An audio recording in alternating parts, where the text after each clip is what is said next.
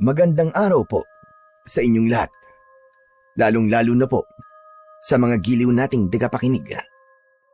Ang kwento pong ating mapapakinggan ay tungkol sa magkapatid na Jeros at Jet. Ang magkapatid na susubok talunin ang kasamaan para sa kalayaan ng kanilang baryo. Wala na silang mga magulang dahil ang kanilang mga magulang ay isa sa mga namatay dahil sa pagguho ng lupa. Nailigtas ang magkapatid dahil sa ginawang pagsasakripisyo ng kanilang mga magulang. Nang mga panahong yun, ay si Jeros ay 12, habang si Jet naman ay 4 na taong gulang. Dahil sa murang edad, hindi nila alam kung saan sila tutungo. Mabuti na lang at may isang matandang babae ang nagka-interes na kupkupin sila. Magmula noon ay sumasama na si Jeros at Jet para sa paggagapas ng saging. Ngunit dahil bata pa si Jet at kailangan pa nitong alagaan, ay itinatali ni Jeros ang kanyang kapatid sa kanyang likuran upang makapagtrabaho siya nang hindi naiistorbo.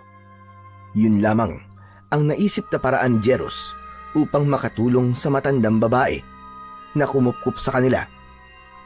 Lumipas ang 8 taon at ganap na binata na si Jeros, habang ang kanyang kapatid naman na si Jet ay pausbong na sa pagkabinatilyo. Tumutulong na rin si Jet sa paggagapas, kaya't malaki-laki na rin ang kanilang kinikita. Ngunit dahil gahaman ng kanilang amo na si Mang Leopoldo, ay halos 2 araw nilang sahod ang ikinakaltas sa kanila tuwing linggo ng sahod, dahil ang matandang babae na kumupkup sa kanila ay wala na sa gapasan dahil sa nagkasakit ito, at palagi nang ginagawa ni Mang Leopoldo ang pangbabawas ng sahod sa magkapatid dahil alam niya na hindi ito tulad ni Lola Aida na palaban, habang ang magkapatid naman ay tahimik lamang. Amo, bakit ganun? Wala naman kaming absent ni Jet ah. Bakit kulang ng 2 araw ang sahod namin? Kaya nga po pambili po sana namin to ng gamot ni Lola Aida. Ba't nagrereklamo ba kayo ha? Sa pamamaraan ko ng pagpapasahod? Hindi naman po sa ganun, amo. Kailangan lang po talaga May sakit po si Lola Aida Abay, wala akong pakialam dun. Sakto lang yan. Walang kulang sa ibinigay ko. O siya alis na. At marami pa sa sahod sa likuran nyo. Tinignan na lamang naming magkapatid ang sobre na hawak nila, habang isang sulya pa sa amo nilang humihitit ng tabako. Matapos nun ay umalis na ang magkapatid at sabay na tinahak ang daan pauwi sa kanilang tirahan. Bakit ba naman kasi hindi ka pa nagsusumbong kay Lola Aida, kuya Nakita mo naman nagpapagod tayo at hindi nagsasayo ng oras sa sagingan. Tapos sasahod tayo ng kulang-kulang. Jet, kilala mo si Lola Aida. Kapag tungkol sa atin, halos guluhin niya ang buong baryo. Tsaka may sakit si Lola. Hindi na dapat siya istresin. Bakit kasi hindi na lang tayo maghanap ng ibang trabaho, kuya? Yung hindi matakaw sa pera yung amo. Manahimik ka nga dyan, Jet. Baka mamaya may makarinig pa sa'yo na tauhan ni Leopoldo Isumbong pa tayo ron. Tsaka, kung yan na naman ang pagtatalunan natin, Jet, ipahinga mo na lang ang bibig mo. Kita mo naman na hindi ako nakatapos kahit na elementary lang. Mula nang mamatay si nanay at tatay, sa panggagapas na nakatuon ng atensyon ko. Walang trabaho ang tatanggap sa tulad ko, Jet. Kaya pagtutulungan natin yung pag-iipon para kahit ikaw lang, sa atin 2 makapagtapos ay ayos na. Kahit na high school lang, Jet. Para naman hindi ka magaya sa akin na tagagapas na lang habang buhay. Pasensya ka na, kuya. Ayoko lang kasi na inaabuso ni Leopoldo yung kahinaan natin. Ayos lang, Jet. Ang mahalaga naman hindi napapabayaan si Lola Aida at naaalagaan natin siya tulad ng pag-aalaga niya sa atin noong mga bata pa tayo. Maliit lamang ang sinasahod nila sa gapasan ng saging. 200 sa isang araw. Ngunit dahil binabawasan ni Don Leopoldo ang kanilang lingguang sahod na dapat ay 1,200, ay 800 na lang ang kanilang natatanggap dahil sa kasakiman ng kanilang amo. Kuya, ito ang 600 oh. Itatabi ko na lang yung 200 para sa pag-iipon. Salamat, Jet ha. Makakapag-stock tayo ng ilang dilata. Makakabili pa tayo ng gamot ni Lola Aida. Ay nako, buti na lang talaga. Meron akong kapatid marunong umintindi. Ay sus, ayan na naman si kuya. Mamaya niyan, umiiyak na yan. Sira ulo. O siya, dito ka lang muna. Bibili lang ako sa loob ng dilata para may stock tayo sa bahay. Tapos mamaya, sa butika naman tayo bibili. Tumangu-tangu lang si Jet at umupo sa harap ng malaking sari-sari store. Habang siya ay nakaupo, may mag-asawa ang dumaan sa kanyang tabi at bahagyang tumigil sa kanyang harap habang nag-uusap. At dahil nakatapat yun sa bata, ay hindi niya napigilan ang makinig. Ayon sa mga ito, ay may mga natagpuan na bangkay malapit sa sagingan ni Don Leopoldo. Ayon sa mga ito, ay wakwak ang kanilang dibdib. Wala nang lamang loob at dugo. Kinilabutan naman ang batang nakikinig. Kaya't nang bumalik ang kanyang kuya, ay agad siyang napakapit dito. Oh, ano nangyari sa'yo, Jet? Ba't parang takot na takot ka? Kuya, umuwi na tayo. Teka, bibili pa tayo ng gamot ni Lola. Sige, bilisan lang natin kuya. Ano ba nangyari sa yung bata ka? Iniwan kita ng maayos dito ah. Kuya, basta, bilisan na natin. Naglakad na lang sila upang bumili ng gamot. Pagkatapos nun, ay naglakad na sila pauwi. Nadatnan nila ang matanda na nasa tabi ng kalan at hinihintay na matapos ang kanyang sinasaing. At agad naman itong pinuntahan ni Jeros at pinaupo. Lola naman, di ba sabi ko po sa inyo, magpahinga na lang po kayo. Pag uwi namin kami na po ang bahala sa mga gawaing bahay. Lalong lalalaan na yo, bako, kung hindi ko igagalaw ang mga ito. Ayos na yung ganito. Kesa naman, lagi ako nakahiga o nakaupo. Mas lalong lalala yan, Lola, kung magpapagod po kayo. Nako, apo, hindi naman pwede. Maging pabigat lang ako sa inyo. Nagtatrabaho kayo sa initan habang ako nagpapakaray na sa bahay. Lola Aida, hindi ho ganun yun. Magpahinga kayo para gumaling kayo. Ay nako, kahit na ano pang sabihin mo. Ay teka, nasaan ba si Jet? Nandyan lang po la, kasama ko pong umuwi. Sabay silang lumabas ng kusina at nakita nila si Jet na tulala at para bang malalim ang iniisip. Dahil hindi niya makalimutan ang kanyang mga narinig. At kahit balibaligtarin man ang mundo, ay hindi niya lubos maisip na may taong ganong kasama para sa isang karumal-dumal na tagpo na namumuo sa kanyang isipan. Jet, apo, ba't parang ang lalim yata ng iniisip mo? Ewan ko ba dyan la? Okay naman kanina yan Tapos bigla na lang naging ganyan. Ano bang iniisip mo, Jet? Pwede mo ba sabihin sa akin, apo? Wala po ito, Lola. Hindi naman po mahalaga. Hindi mahalaga. Pero para ka nakakita ng multo. Sige na nga. Kanina kasi iniwan po ako ni Kuya. Tapos may nag-uusap po. Tapos sasabi po, may mga bangkay raw po silang nakita. Doon po malapit doon sa may sagingan ni Man Leopoldo. Wakwak raw po yung tiyan tapos wala na po mga laman loob. Hindi kaya may aswang na po sa baryo, Lola? Yan. Yan ang mga nakukuha mo sa kakabasa mo ng katatakutan. Tapos mahilig ka pang makinig sa usapan ng mga matatanda. O ano na pala mo ngayon? Kuya, iba naman yun Sabi ng mga nag-uusap kanina, wakwak yung katawan. Sino bang matinong tao ang gagawa nun? Aba, uso yan. Yung mga nangunguha ng tao, tapos binibenta yung laman loob. Malay mo naman, Kuya. Halimaw talaga, di ba? Ay sus, nagpapaniwala ka na naman.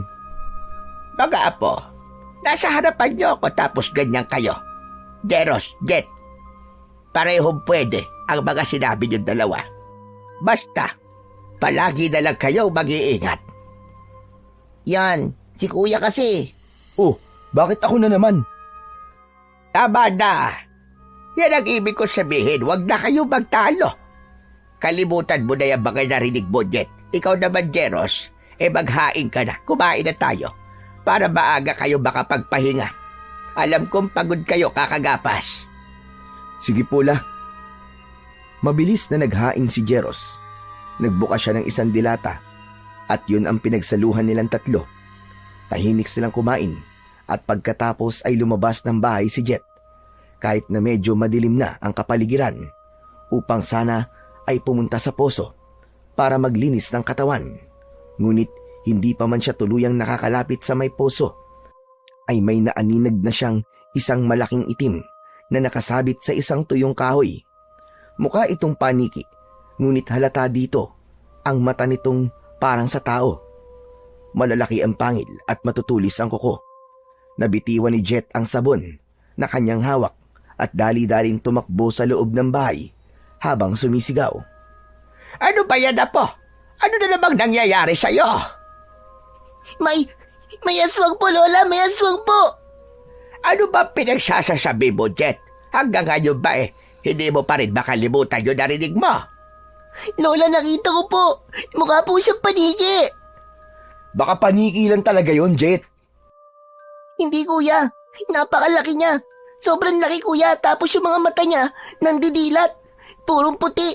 Tapos ang lalaki ng pangil. Grabe naman yung imagination mo, Jet.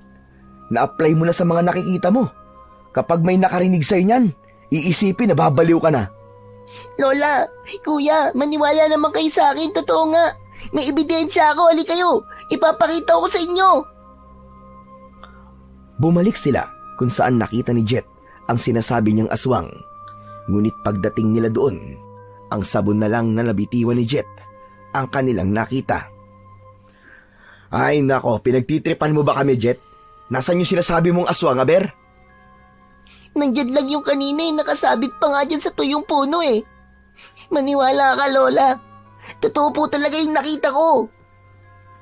Baka naman namamalikmata ka lang. Ikaw talaga pinagod mo lang si Lola Tigilan mo na nga yung pag-i-imagine mo, ha? Ang birang bata to. Sige na, maglinis ka na ng katawan mo. Tama ako, Kuya mo, Apo. Baka namamalikmata ka lang. Sige na, maglinis ka na ng katawan. Babalik na kami sa bahay. Hindi na po. Bukas na lang po pag maliwanag na. Natatakot na po ako Kumamot na lang sa ulo ang nakatatanda niyang kapatid at dinampot ang nahulog na sabon. Pagkatapos ay nagpunas na lamang sila ng katawan at sabay-sabay na pumasok sa kanilang maliit na kwarto. Mabilis silang nakatulog. Kinabukasan, maagang tumayo ang magkapatid. Hindi na nila ginising si Lola Aida. Ipinaghanda na lamang nila ito ng makakain, almusal at pangtanghalian. Oh, ano? Hindi ka ba maliligo? Mamaya na lang, kuya, pag uwi. Di ang baho mo yan. Mangangasim ka panigurado. Pagpapawisan ka mamaya. Buong araw pa naman tayo magbibilad sa araw. Nagsalita. Hindi ka rin naman naligo Kaya pareho lang tayong babaho nito. Oo na. Ay nako. O siya. Bitbitin mo na yung baunan natin. Baka mahuli pa tayo. Sermo na naman ang aabuti natin ito. Naglakad sila ng sabay. Pagdating sa sagingan ni Mang Leopoldo, ay iilan pa lamang silang naroroon. Ngunit dahil nakagawian na nila na kapag may maagang dumarating, ay dapat mag-umpisa na sila sa panggagapas. Kaya dali-dali silang kumuha ng gloves at itak para makapag-umpisa na. At nang dumating ang oras ng kanilang pahinga, ay doon dumating ang kanilang amo na si Mang Leopoldo. May dala itong mga tinapay at isang jug ng malamig na tubig. Yun ang naging meriende nila. Ngunit habang sumusubo ng tinapay ang nakababatang kapatid ni Jeros, ay may napansin itong itim na itim sa tinapay. At agad niyang iniluwa ang tinapay na nasa kanyang bibig. Ano ba yan, Jet? Kuya, tignan mo naman kasi to. Papatayin yata tayo ng Leopoldo na yun May amag yung tinapay. Uy, Jet, ano ka ba? Hinamon pagsasalita mo. Kapag narinig tayo niyan, yari tayo. Kaya umayos ka. Hoy, kayo riyan. Ano naririnig ko ang pangalan ko dyan, ha? Kasi naman po, amo, yung tinapay po. Mabilis na tinakpan ni Jeros ang bunganga ng kanyang kapatid at ngumiti ito kay Don Leopoldo na nasa kanilang harapan. Masarap po. Masarap po yung tinapay. Itinaas lamang ni Mang Leopoldo ang kanyang isang kilay at saka siya tumalikod. Nagtungo ito sa isang kubo at isinara niya ang pintuan nun habang ang magkapatid naman ay nagkatinginan. Pwe! Kuya, mas mamamatay ako sa kamay mo. Ano ba yan? Ang baho. Ayusin mo kasi, Jet. Kapag sinabi mo yung tungkol sa amag, siguradong hindi tayo bibigyan uli nun. Parang hindi mo alam ang ugali ng panot na yun. Ibulsa mo na lang yan. Tapos, pagdating sa loob ng sagingan, ibabaon natin para hindi makita ng panot. O sige kuya, pengin na lang ako ng tubig. Uminom na lang sila ng tubig. Pagkatapos ng oras ng kanilang pahinga, ay bumalik na sila sa loob ng sagingan. Nakalimutan naman nila ang tinapay na kanilang ibabaon sa lupa. Nagpatuloy na lamang sila at habang patuloy sila sa paggagapas, disgrasyang natabas ni Jeros ang isang malaking puso ng saging. Hala kuya, ibabawas ni Panot yan sa sahod natin. Huwag kang maingay. Diyos ko, dapat natin tong itago. Dali, mag-ukay ka. Bilisan mo. Ano yung narinig kong itatago nyo, ha?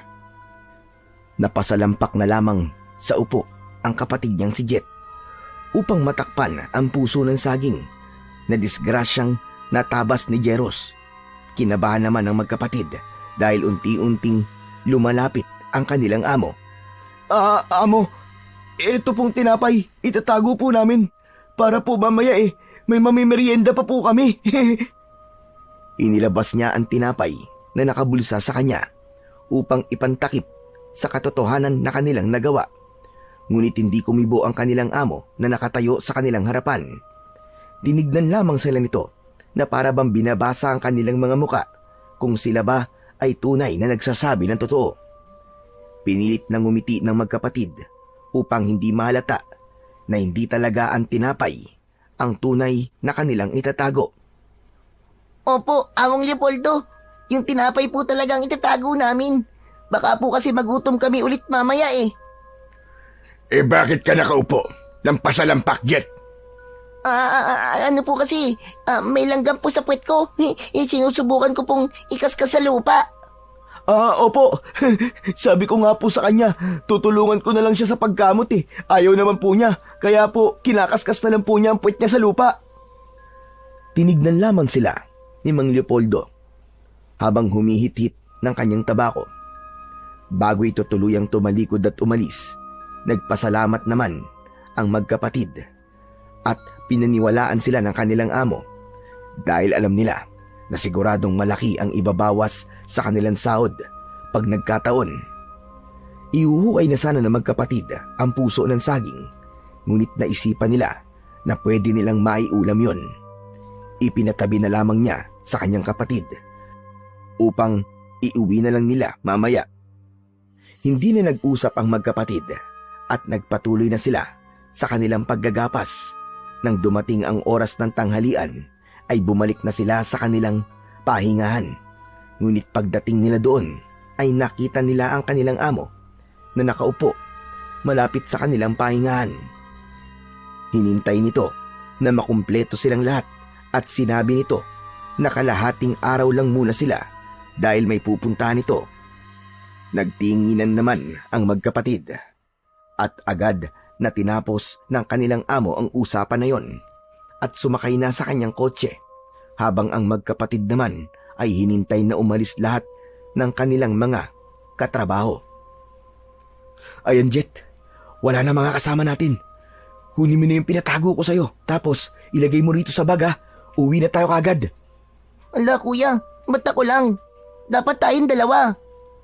Ay nako, o siya, bilisan na natin. Kinuha nila ang itinago nilang puso ng saging.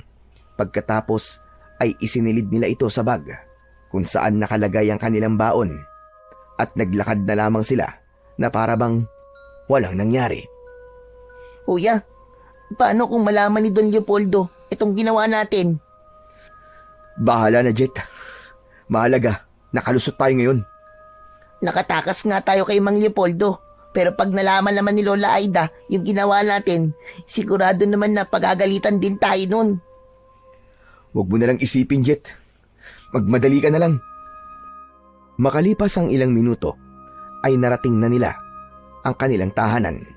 Naabutan nila doon si Lola Aida na kumakain pa lang. Nandun din ang isang kilala bilang magaling na mang-aararo ng mga bukirin sa kanilang baryo. Nagtaka naman ang magkapatid dahil madalang lamang nilang nakikita ang taong yon. Ngunit sa pagkakataong ito ay nasa kanilang bahay si Mang Elpidio na para bang may hinihintay. Mano po, Lola? Mano po? Aba, napaaga yata ang uwi nyo ngayon Ela, may pupuntahan daw po si Don Leopoldo eh. Sabi niya kalahating araw daw muna kami ngayon. Kayo lang? Hindi po, Lola. Kami pong lahat sa sagingan. Mukhang mahalaga po yung pupuntahan ni Don Leopoldo kasi nagmamadali po siya Aba, tamang-tama pala. At hindi na kailangan maghintay nitong si Elpidio. Nakawala kasi yung kalabaw niya. Gusto niya mamayang hapon, tulungan niyo siyang maghanap. Huwag kayong mag-alala mga bata. Bibigyan ko naman kayo ng pakonsuelo. Ang hirap lang talagang maghanap mag-isa Naku, Mang Elpidio, hindi po kami tatanggi dyan. Total naman po maaga po naging pahinga namin kaya kayang-kaya pa po namin maghanap. Teka, may tanda ho ba yung kalabaw nyo? Meron. May telang nakatali sa mga sungay ng kalabaw ko. Kulay pula. Tamang-tama ho. Mas mabilis po kasi maghanap lalo na kapag may tanda yung hinahanap. Siya. Aalis na ako, Lola Aida, Jeros, Jet. Puntahan nyo na lamang ako sa may kakahuyan mamaya, ha? Ingat po kayo, Mang Elpidio.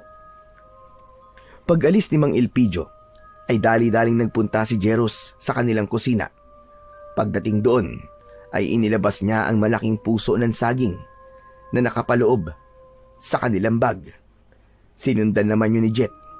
Iniwan nila si Lola Aida sa sala kung saan ito kumakain, habang si Jeros naman ay inuumpisan ng alisan ng balat ang puso ng saging. Inaalis niya ang parteng matitigas nito. Nagtaka naman ang magkapatid dahil para bang hindi nauubos ang matigas na parte ng puso ng saging. Pinagpatuloy lamang ni Jeros ang pagbabalat. Lumapit naman ang kapatid niyang si Jet na nakakunot ang mga noo. Bomba ba yung puso ng saging, kuya? Parang wala lang tayong mapapakinabangan dyan Kukunin ko lang yung pinakamalambot na parte tapos ilalaga ko. Nako, masarap isausaw sa suka yun Pero parang walang katapusan yung matigas na parte, kuya. Lalambot din yan. Ang gawin mo na lang, kunin mo tong mga kalat tapos itapon mo na yung iba. Baka madatnan pa ni Lola to Teka lang, kuya. Pagtalikod ni Jet upang kumuha ng maliit na supot, ay siya namang sigaw ng kanyang kuya dahil sa may liwanag na dumikit sa kanyang palad. Kaya't hindi pa man nakakakuha ng supot ang bata, ay agad na itong bumalik. Kuya, ano nangyayari sa'yo? Jet, alisin mo tong nasa kamay ko! Ha? Ano ba kasi yan? Yung puso ng saging. Pagkaalis ko, lahat ng balat niya, may mukhang saging sa loob pero kambal, tapos nung hinawakan ko, dumikit sa kamay ko Dalian mo, alisin mo na kagad, Jet! Hilahin mo! Tutulungan sana ni Jet ang kanyang kuya. Ngunit nang subukan niyang hilahin ang nakadikit sa kamay nito, ay parang naging magnet ito at dumikit din ang kanyang palad sa bagay na nakadikit sa palad ng kanyang kuya. Sinubukan nilang alisin at hilahin ang bawat isa. Ngunit nang malakas nilang hinatak ang bawat isa, ay may isang liwanag ang lumitaw at siyang dahilan upang mawalan sila ng malay. Nagising na lamang sila sa isang kubo na hindi pamilyar sa kanila at wala rin silang maalala sa mga nangyari. Mga apo ko, gising na kayo. Nako, salamat naman sa Diyos. Lola, ano po ba nangyari? Nakita ko na lang kayo ng kuya mo sa kusina. Pareho kayong walang malay. Aray, ang sakit po ng ulo ko. Di ko alam ang mga nangyari. Kahit nga ako, kuya eh. Ang naalala ko lang, pinuntahan kita sa kusina, yun lang.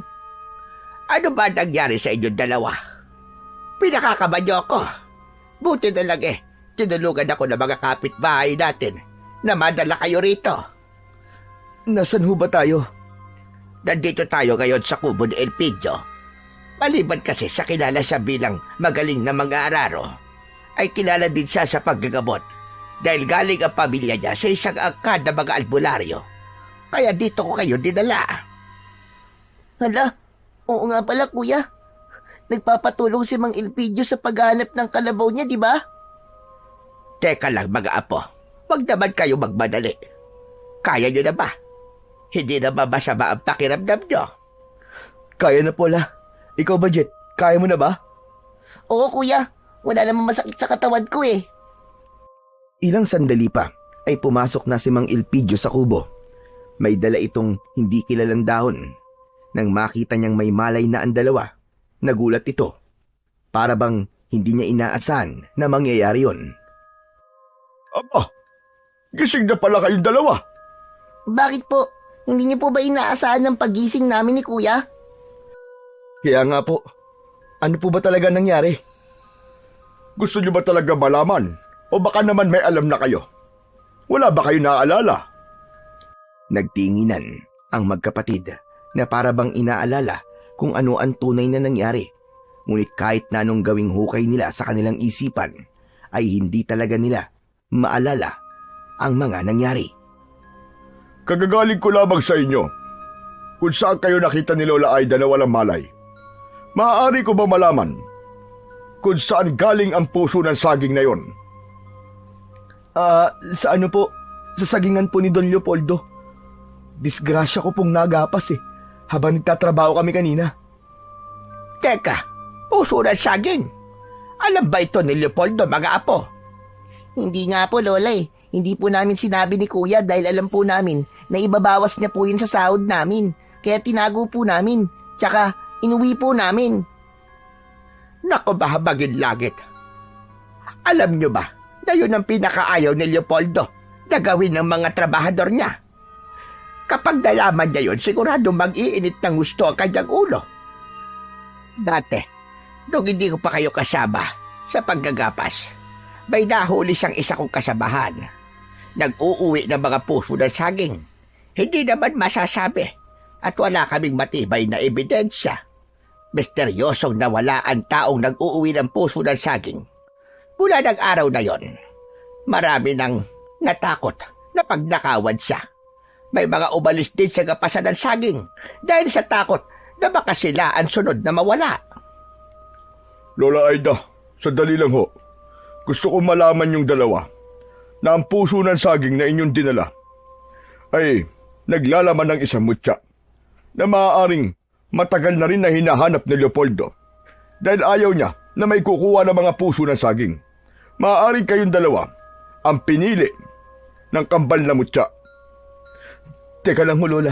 Mang Leopoldo, wala po kami maintindihan Jeros, ang sinasabi ko mutya ay ang dahilan kung bakit nawalan kayo ng malay na magkapatid. Dahil sa oras na may nakakuha nito, hindi lang iisa, kung hindi 2 tao ang kailangan ng mutya para lang mabuo ang kapangyarihan na taglay nito. Marami na sumubok na maghanap ng kambal na mutya ng puso ng saging, ngunit wala sa mga ito ang nagtagumpay. Isa lamang ang ibig sabihin niyan. May nagbabadyang panganib kung kaya't pumili ang mutya ng karapat-dapat. Ano pong ibig sabihin yung panganib, Mang Elpidio? Pasensya na po pero parang wala naman pong katotohanan ng mga sinasabi niyo eh. Tsaka, disgrasya lang po talaga na nagapas ko po yung puso. Kaya paano pong pinili? Hindi lamang disgrasya o nagkataon lang ang bagay na yon. Sigurado ko na kayong magkapatid talaga ang pinili ng kambal na mutya. Siguro, hindi nyo pa maintindihan sa ngayon. Pero sigurado ko sa mga sinasabi ko. Darating din ang oras na malalaman nyo at kayo mismo ang makakasaksi sa kapangyarihan na taglay nito. Hindi na lamang kumibo ang magkapatid, habang ang matanda naman na si Lola Aida ay nag-aalala. Baka sa kanyang muka ang pag-aalinlangan, kaya't iniba na lamang niya ang takbo ng usapan. O siya, kaya niyo naman tumayo. Kaya naman po, La. Tulungan niyo na si Elpidio na maghanap sa kanyang kalabaw. Sige na. Pero La, papalubog na po ang araw eh. Mahanap naman siguro natin yun bago lumubog ang araw, Jet. Sayang yung pakonsuelo na ibibigay ni Mang Elpidio, di ba? Pambili din yun ng gamot ni Lola. Tumango na lamang si Jet sa sinabi ng kanyang kuya, kaya't sabay silang bumaba sa katre at sabay na lumabas, habang si Mang Elpidio naman at Lola Aida ay nagtinginan na para bang nag-uusap ng tahimik. Hindi ko maintindihan kung bakit ang mga bata pa ang pinili ng butyak. May dahilan, Lola Aida, kung kaya't sila ang pinili nito. Hindi basta-basta pipili ang isang makapangyarihan na bagay kung hindi niya nakitaan ang nilalang ng kabutihan. Pero mga bata pa sila, Elpidio. Wala bang paraan para maalis sa kanila ang mutya? Wala, Lola Aida. Dahil ang kambal na mutya ng puso ng saging, ayon sa aking ama at lolo, nang sila ay nabubuhay pa. Kapag ang mutya ng puso ng saging ay dumikit sa katawan ng tao, at magkakaroon pa ito ng isa pang kasama, ay magiging parte na ito ng kanilang katawan. Diyos ka, bakit sila pa? Napakabata pa nila para pumasa ng isang mabigat na responsibilidad. Huwag ka na mag-alala sa kanila, Lola Aida. Hindi ho sila pababayaan ng mutya. Alam niyo naman po, ang taglay na kapangyarihan ng mutya na yon, hindi ba? Oo, Elpidio. Kahit naman nagtataglayo ng isang malakas na kapangyarihan, ay hindi pa rin ako mapalagay dahil ayon sa pangitain ng aking ninuno. Sa matagal na panahon na tahimik na pamumuhay ng mga tao, ay lalaganap ang isang madilim at hindi inaasahang mga halimaw. Paano kung taglay na nga nila ang mutya, pero mapahamak pa rin sila? Hindi naman po siguro mangyayari yun, Lola. Dahil walang sino man ang makakatalo sa kabutihan. Tumingin na lamang sa kawalan ng matanda.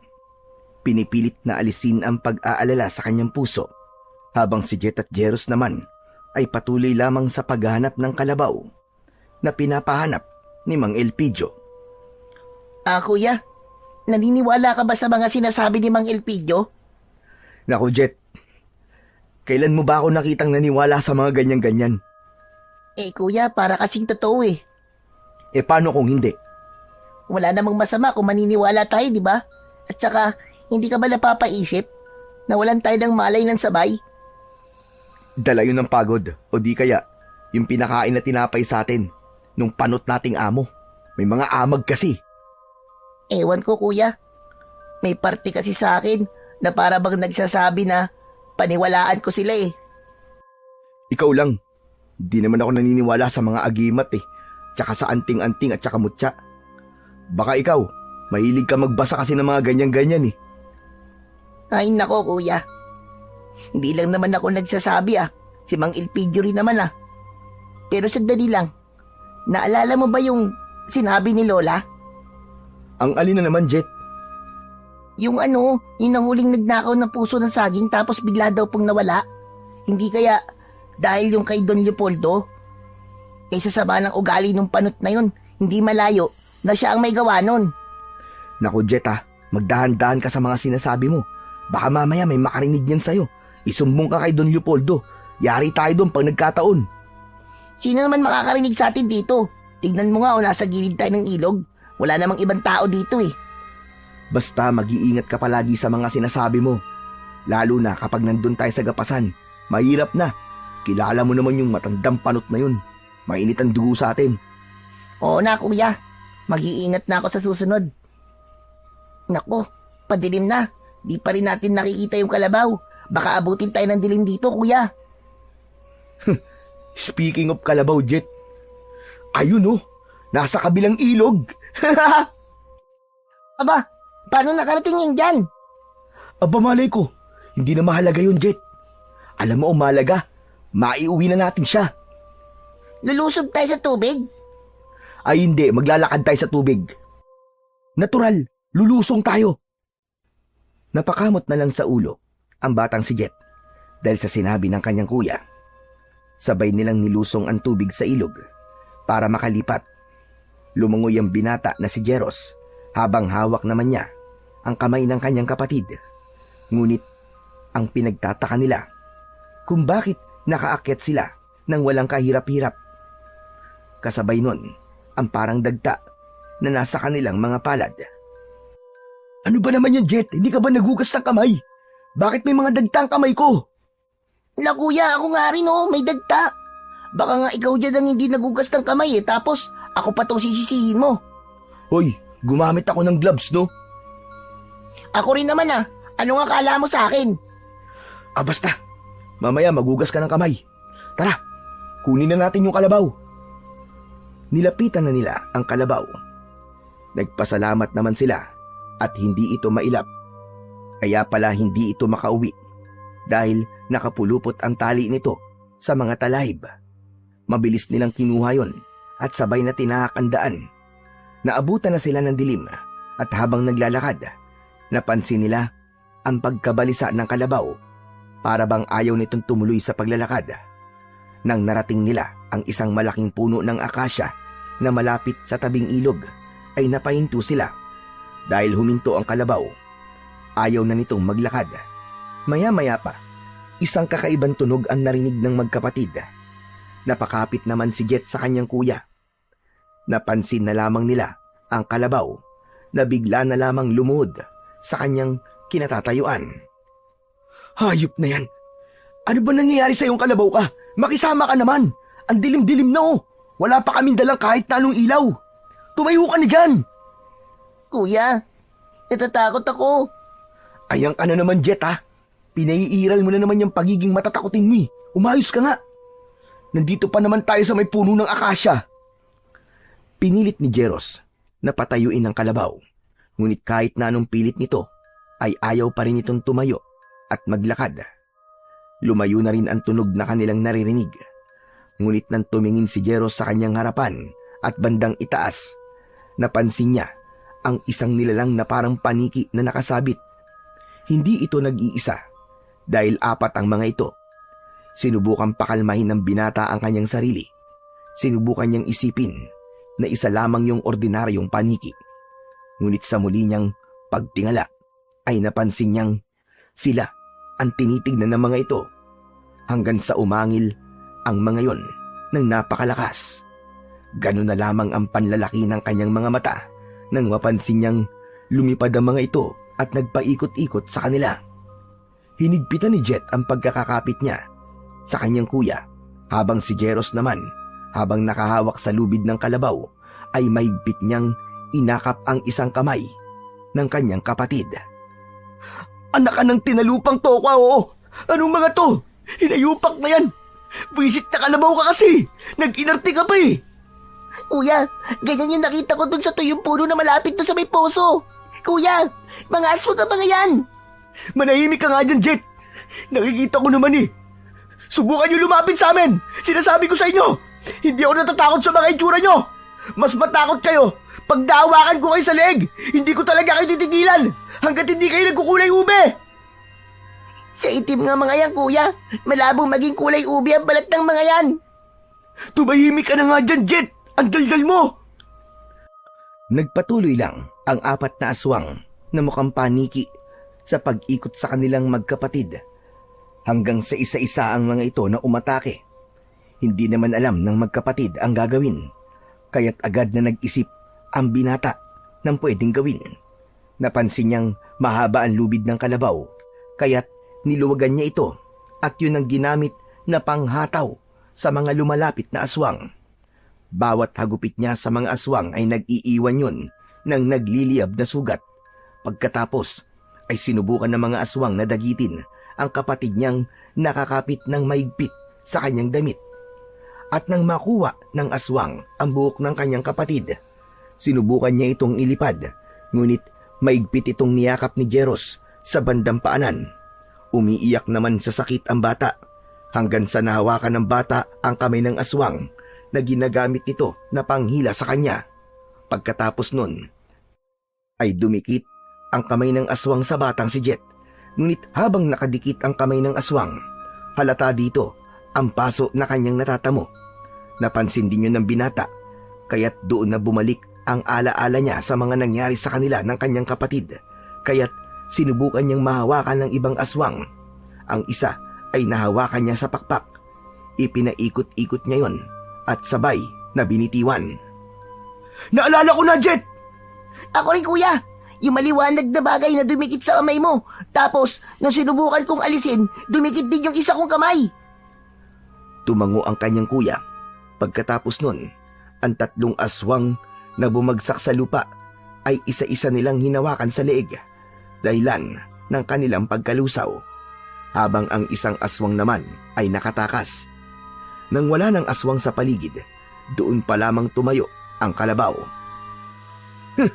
Hanep din na kalabaw to. Pinanood lang tayo, tapos tatayo lang para umuwi.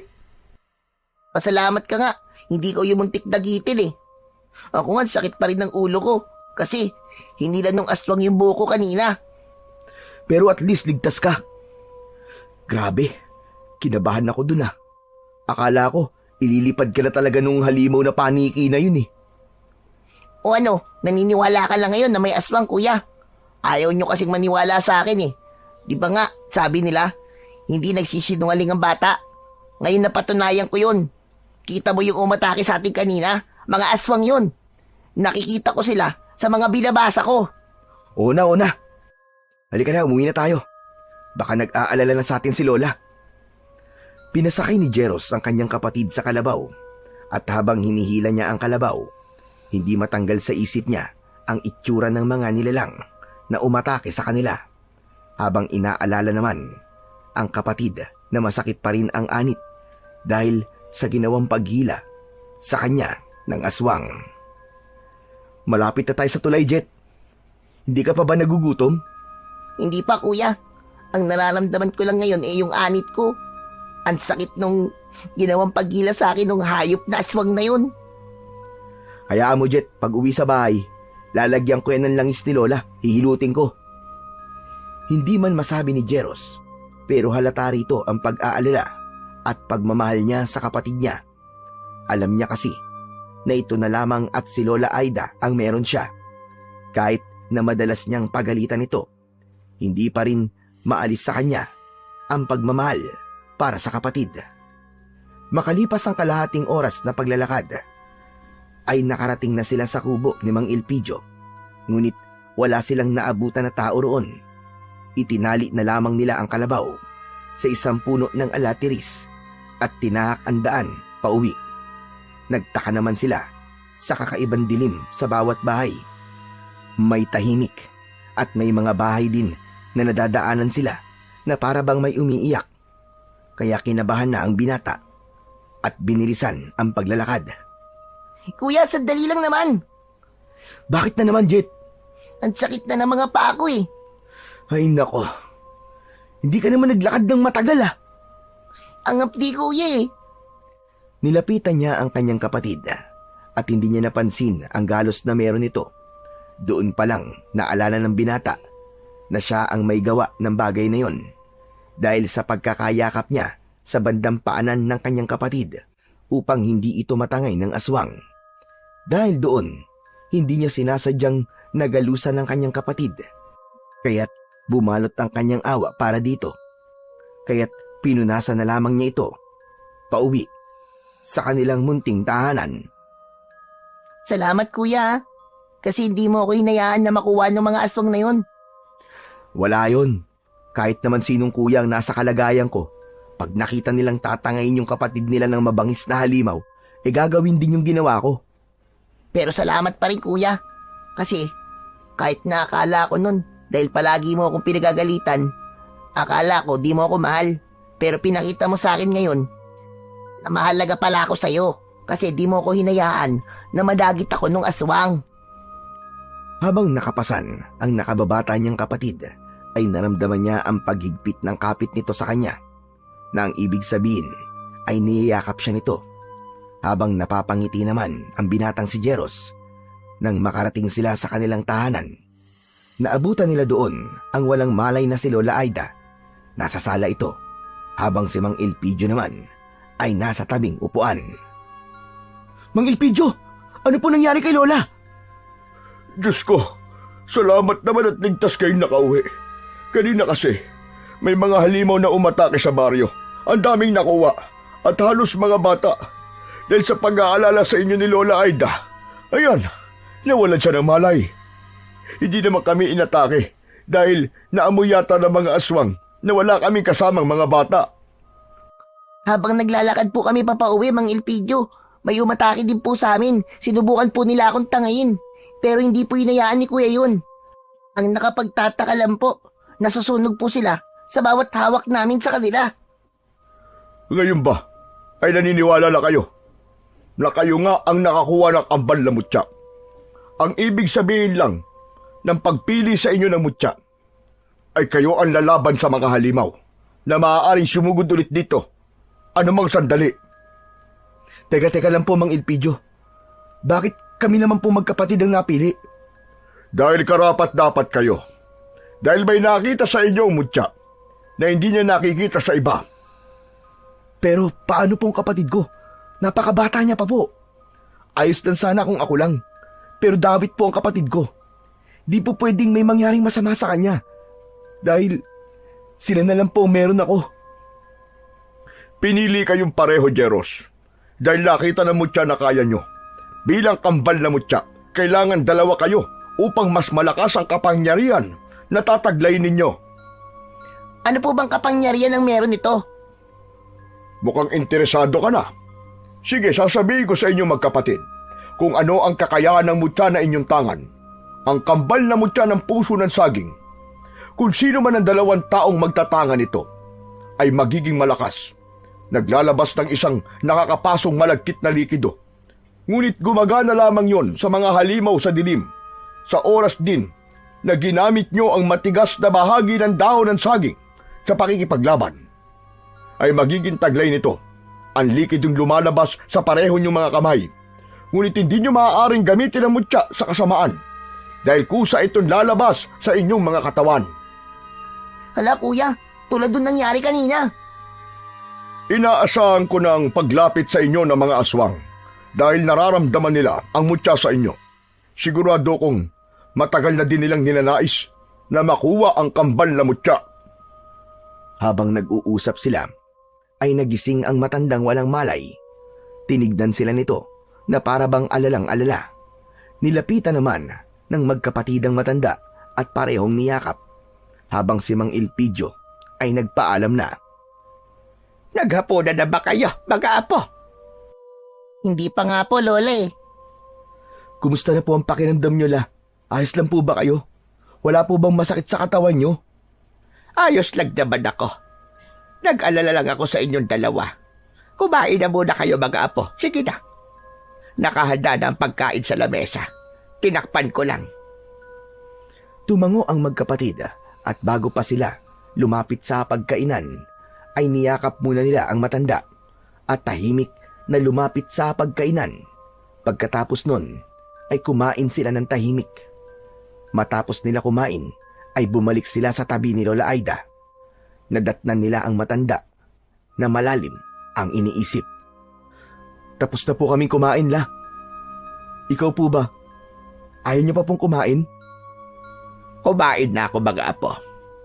Inasikaso ako ni Elpidio. Ella, bakit po ba kayo nawalan ng malay? Nag-alala lang ako sa inyo ng kuya mo. Kasi umatake kanina ang mga aswang na mukhang panike. Tapos kayo ay nasa labas. Hindi ko na napigilan ang aking sarili na mag-alala ng gusto. Ayos lang naman po kami, La. Hindi naman po kami napano eh. Ikaw kuya, ayos lang. Kasi hindi kasi nabulutan ng aswang. Ano ka ba? Anong sinabi mo, Jet?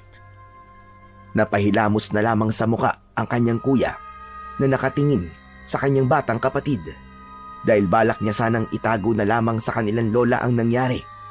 Ngunit dahil sa kadaldala ni Jet ay hindi niya na magagawa yon. Sinubukan po akong dagitin ng aswang, Lola. Gamit po ang buhok ko. At sakit pa nga po ng anit ko eh. Pero la, di naman po siya nakuha eh. Sige na po la, magpapahinga na po kami. Pahinga ka na rin po. Hinila ni Jeros ang kanyang nakababatang kapatid papasok sa kanilang silid at dinuro niya ito sa muka na dahilan upang ipagtaka naman ni Jet. Ang daldal mo talaga. Nakita mo naman na nananahimik na ako. Gusto mo talagang mag-alala ng gusto sa'yo si Lolay, no? Hindi mo nalang inisip na pwedeng makasama sa kanya yun. Sorry kuya, hindi ko naman po sinasadya eh. Sa susunod huwag kang ganun. Ingatan mo mga sasabihin mo. Isipin mo muna kung makakasama ba yun sa nararamdaman ni Lola. Pasensya na kuya, hindi ko talaga sinasadya. Niyakap ni Jet ang kanyang kuya at naluwa ito. Ganon din ang ginawa ng binata dahil hindi ito sanay na nakikitang umiiyak ang kanyang kapatid.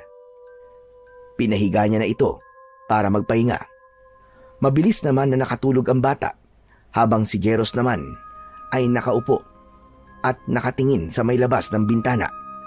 Iniisip niya ang bigat ng responsibilidad na kanilang pasan-pasan at damay pa roon ang kanyang nakababatang kapatid. Iniisip niya na kapag napahamak ang kanyang kapatid ay siguradong hindi siya mapapatawad ng kanyang mga magulang. Isa pat, bago tuluyang humiga, ay sinulyapan niya muna ang kapatid niyang maimbing sa pagtulog. Matapos niya itong sulyapan, ay tuluyan na siyang humiga at ipinikit na niya ang kanyang mga mata. Kinabukasan, naunang nagising ang matanda at ginising ang dalawa upang magtrabaho. Agad naman silang tumayo at nakita nila sa orasan na malapit na silang mahuli sa trabaho, kaya't hindi na sila nakapaghanda ng kanilang mga babaunin. Lola Aida, aalis na po kami ni Jet O siya, sige. Mag-iingat kayo. Hindi na nag-aksaya ng oras ang magkapatid. Mabilis nilang isinubo ang tig-2 pandesal sa kanilang mga bibig at kinuha ang bag na may lamang gloves at panggapas at mabilis silang tumakbo.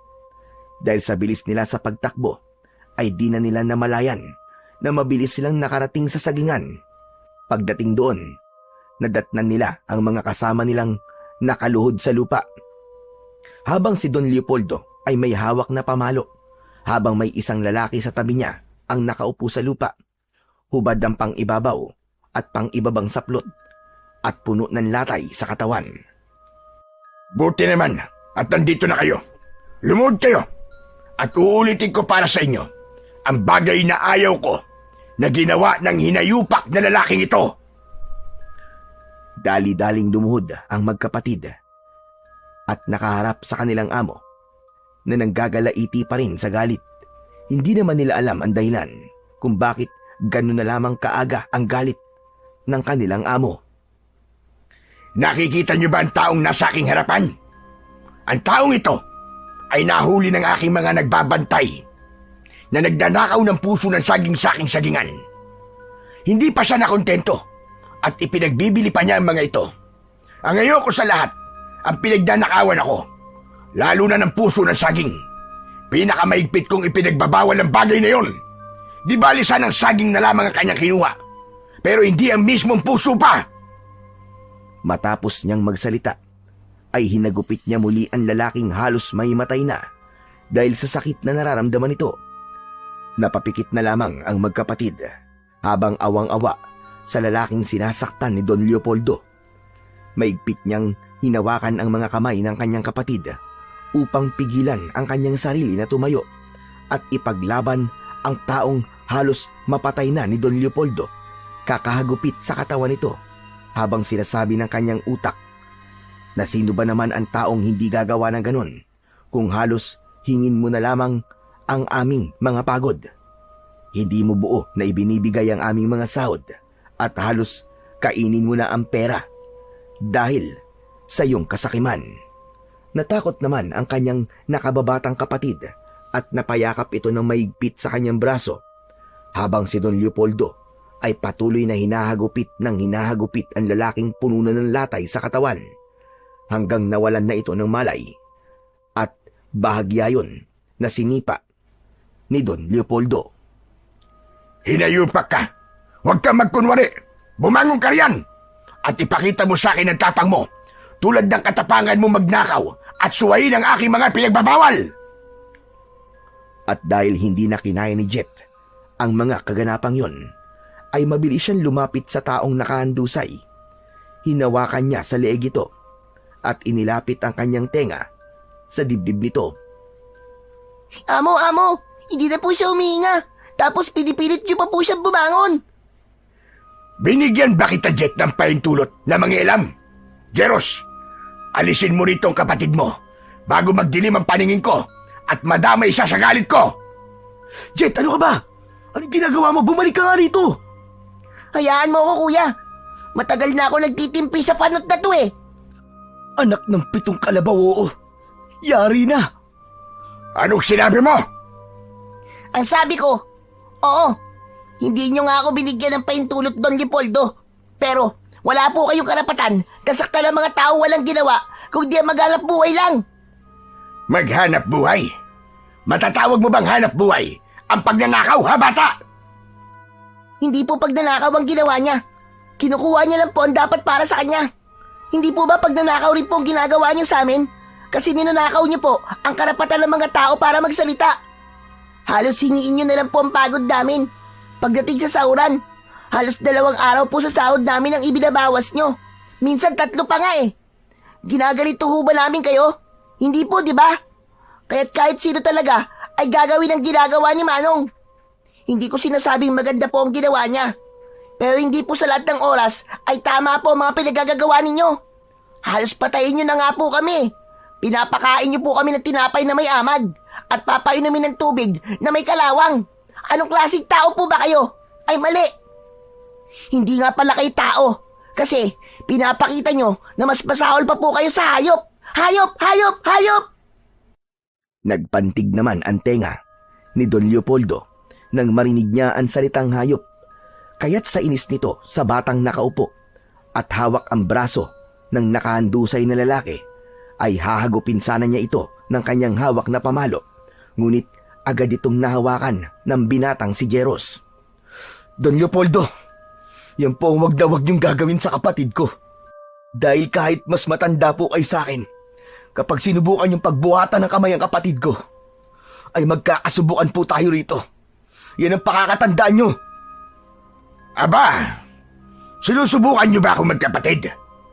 Hindi nyo pa ako lubusang kilala. Baka pag nalaman nyo kung anong klaseng tao ang karap nyo, magsibahaga ng mga buntot nyo at mawala ang tapang sa inyong mga balat. Hindi po kami natatakot sa inyo. At saka hindi na po namin kailangan makilala pa kayo ng gusto. Sapat na po na nakita na namin kung gaano kasama ang pag-uugali ninyo. Kung ganon, mga bata, kaladkarin nyo mga to at huwag nang papapasukin sa akin sagingan. Dito na magtatapos ang pagtatrabaho nyo rito. Huwag niyo pong subukan na hawakan kami dahil hindi niyo na kailangan pang pakaladkad kami. Bukas ang gate nyo. Lalabas kami ng kusa ng kapatid ko. At saka wag ho kayong mag-alala dahil nasa plano na po talaga namin na iwan ang impyernong sagingan na ito. Tara na, Jet. Tumayo ka na dyan. At baka mahawa pa tayo sa ugali ng taon to. Kaya kayo mga agapas, ngayon pa lang, pag-isipan nyo na ng mabuti. Nasaksiyan nyo kung gaano kasama ang taon to. Ngayon pa lang, isipin nyo na mga buhay nyo. Hindi lang mga aswang na paniki ngayon ang dapat nakatakutan ninyo. Dahil mas nakakatakot ang meron sa pag-uugali ng taong to. Hinila na ni Jeros ang kanyang nakababatang kapatid at tuluyan ng nilisan ang gapasan ng saging. Habang naiwan naman doon si Don Leopoldo na nanggagalaiti sa galit. Literal na hindi na mabasa ang kanyang itsura at isang bagay lang ang siyang pumasok sa kanyang isipan. Jet, ba't mo naman kasi ginawa yun? Nakita mo naman, kuya, di ba? Napatay niya na yung tao. Kailangan nating isumbong yun sa barangay. Huwag na tayong mangialam, Jet. Tama na yung ginawa nating pagsagot-sagot kay... Kanino? Kay Panot? Sira ulo ka talaga. Pero alam mo, Jet, nung nagsalita ka kanina, aba, para ako nabunutan ng tinik sa puso. Tapos, nung naglabas din ako ng sama ng loob, parang guminhawa ang pakiramdam ko. Ganun pala ang pakiramdam, Jet. Pag nailalabas mo yung masasamang nararamdaman mo sa taong nagpapakita sa'yo ng di maganda. Ganon din yung naramdaman ko, kuya. Pero, di ko pa rin maisip kung bakit naging ganun kasama si Don Leopoldo. Di ba? Nung nandun pa si Lola hindi naman siya ganun kalupit. Di ko rin alam, Jet. Huwag na yan ang isipin mo. Hindi dapat inaalala ang mga ganung tao. Alam mo ang dapat na alalahanin natin? Ano, kuya? Kung anong ipapaliwanag natin kay Lola Aida. Paano na tayo ngayon? Di sabihin natin kay Lola yung totoo kung gaano talaga kasama ang ugali ng panot na yun. At saka, kuya, wala naman mali sa ginawa natin. Mas maganda nga na umalis na tayo doon kasi kung di pa tayo umalis doon, baka malaman niya ang ginawa natin. Oo nga, no. Tama ka. Mahirap na. Baka gawin din niya sa atin yung ginawa niya kay Manong.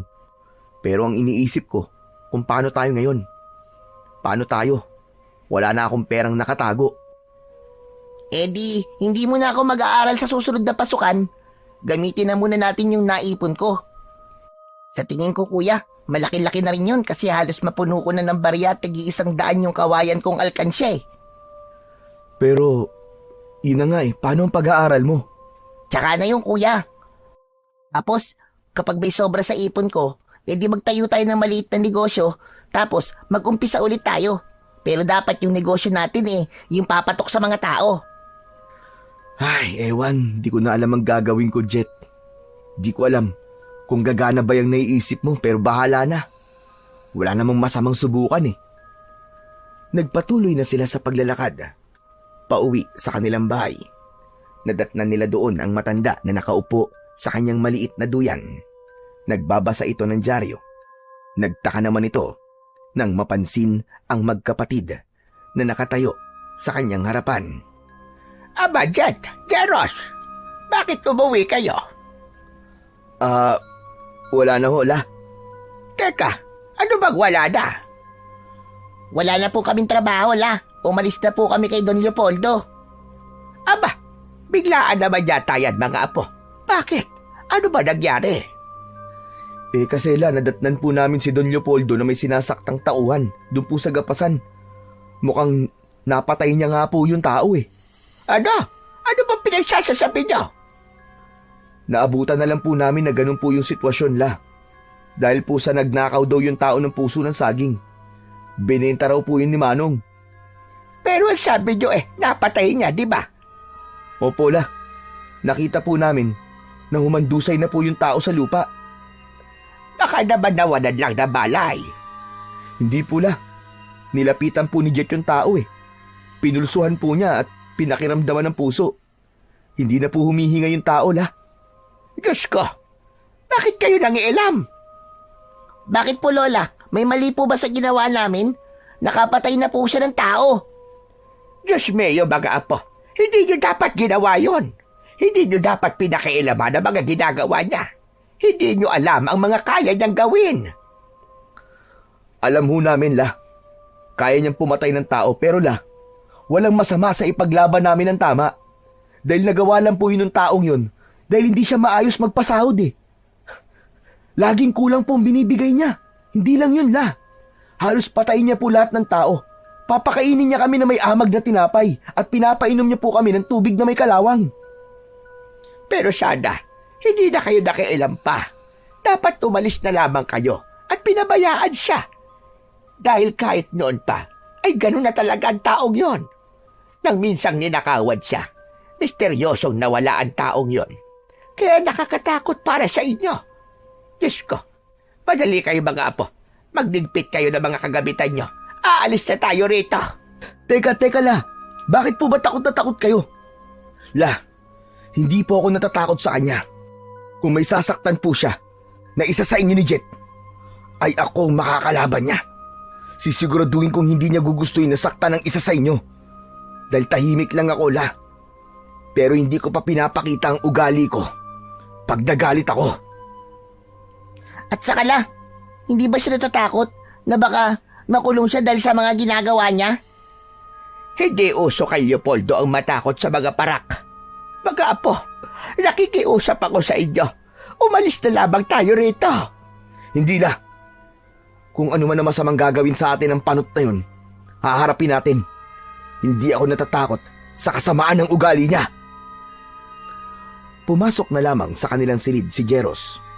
Sabay nun ang paghila niya sa kamay ng kanyang nakababatang kapatid. Hindi sila lumabas ng bahay para kumain. Maghapon lamang sila na nasa loob ng kanilang kwarto at binibilang ang ipon ni Jet. Tuwang-tuwa naman sila dahil sa dami ng ipon nito. Ngunit maya-maya pa ay narinig nila ang kanilang lola na may kausap sa labas. Dala ng kuryosidad ay lumabas sila upang tignan ang taong nasa labas. Pagdating doon, nadatnan nila si Don Leopoldo na nakaupo sa kanilang sala. Nakangiti ito sa kanila. Bakit ka napadaan dito, Don Leopoldo? Lola Aida, nandito ko para humingi ng pasensya sa mga apo mo. Tanggap ko ang pagkakamali ko. At siguro, nakarating na rin sa inyo yung taong pinagmalupitan ko. Huwag kayong mag-alala at maayos na ang lagay niya. Nagpapagaling na lamang siya sa ospital at kasama niya ang pamilya niya. Binigyan ko na rin siya ng malaking halaga para hindi siya kagad bumalik sa trabaho. At atupagin na muna niya ang pagpapagaling niya. Diretsuin niyo na po kami. Ano po ba talagang sadya niyo? Gusto kong bumalik na kayo sa gapasan ng sagingan ko. Malaking kawalan kasi kayo kung aalis kayo. Dahil kayo lamang ang pinakamasipag sa gapasan. Pinapangako ko na hindi na ako kulang na magpapasahod. At para sa inyong dalawa, daragdagan ko pa ang sahod nyo. Doble sa isang araw. Hindi na po. May naipon na po kami ni Kuya. Magninegosyo na lang po kami. Oo, Don Leopoldo. Hindi na po kami babalik doon. At saka, maging mabuti na lang po kayo sa mga tauhan nyo para hindi po nila kayo iiwan. Kung wala na po kayong ibang sasabihin, pwede na po kayong umalis. Nawala ang pagkakangiti ni Don Leopoldo sa sinabi ni Jet at Jeros. Kaya hindi na ito nagsalita. Tumayo na ito sa kanyang pinag-uupuan at tinignan ng binata at ang bata, pati na rin si Lola Aida. Saka mabilis na lumabas sa kanilang bahay na walang anumang iniwan na salita. Buo na ba talaga ang desisyon nyo, mga apo? Opo, La. Malaki-laki na rin po ang naipon namin ni Kuya. Magdinegosyo na lang po tayo. Tsaka Lola, may tira pa po yung ipon namin para sa pag-aaral ko sa susunod na pasukan. Kung ganon, ay maganda nga yan, apo. Pero sigurado na pa talaga kayo? Opo, La. Sigurado na po kami. Hindi na nagsalita pa si Lola Aida. At dahil naman sa saya ng magkapatid, ay kumuha sila ng halagang 500 sa kanilang ipon at nagpunta sa bayan upang bumili ng isang buong manok na luto na. Pagdating sa bahay, ay agad na nagsaing si Jet habang sa labas ay tuluyan ng dumidilim nang biglang may pagkatok na naman sa kanilang pintuan. Pinagbuksan yun ni Lola Aida habang ang magkapatid naman ay nasa kusina at nag-aasikaso ng hapagkainan. Madalang lamang yon dahil sa loob ng 1 taon, ilang beses lamang sila tumitikim ng masasarap na ulam. Lumabas ng kusina ang binata upang tignan kung sino ang taong pinagbuksan ni Lola Aida. Oh, Mang Elpidio, nandyan po pala kayo. Tamang-tama po, naghahanda po kami ng pagkain. Madalang ho ito, kaya't sabayan niyo na po kami. Nako, paano ba yan? Busog pa naman ako. Pero nakakahiya naman at tumanggi sa grasya. Nandito nga pala ako para kumustahin kayo ni Lola Aida. Nako, ayos naman ako, Elpidio. Salamat sa pag-aalala. Halika, umupo ka na muna din eh. Iniwan ng binata si Mang Elpidio at Lola Aida sa kanilang sala. Bumalik na ito sa kusina. Maya-maya pa, matapos nilang maghain, ay tinawag na nila ang dalawa sa sala. Agad namang nagtungo sa kusina ang dalawa at umupo sa pagkainan. Maya-maya pa, ay umupo na rin ang magkapatid at sinabi ng binata na magdadasal muna sila bago kumain.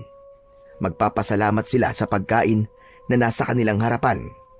Si Jet ang nanguna sa pagdarasal na yon. Matapos nila sa pagdarasal, ay isa-isa na silang kumuha ng kanin at ulam. Susubo pa lang sana sila ng kanin nang marinig nila ang sigawan sa labas. Hindi lamang yon, narinig din nila ang kaluskos sa kanilang bubungan na para bang may naglalakad doon. Napatigil sila habang si Mang Elpidio naman ay napatayo. Mga aswang, sumasalakay na naman sila. Nanggugulo na naman sila sa baryo.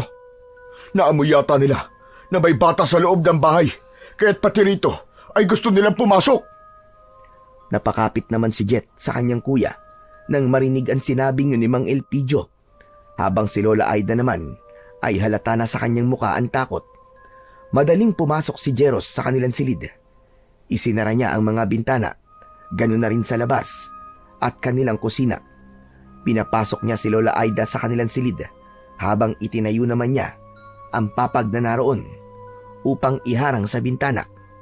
Naglatag naman siya ng banig upang doon paupuin ang matanda, habang ang kapatid naman niya ay sinamahan si Lola Aida. Isinara niya ang mga pinto at kumuha ng itak, habang ganun din ang ginawa ni Mang Elpidio. Inabangan nilang pumasok ang aswang sa kanilang bahay. Habang inaabangan yon, ay kumuha ng isang dakot na asin si Jeros. Maya-maya pa ay tumahimik na ang kumakaluskos sa itaas ng bubong. Akala nila ay tuluyan ng umalis ang nilalang na naroroon. Ngunit nang akma na sanang lalakad ang binata, ay biglang nasira ang bubong ng kanilang sala. Kasabay nun ang pagbagsak ng isang nilalang. Ang akala nila ay nag-iisa lamang yon.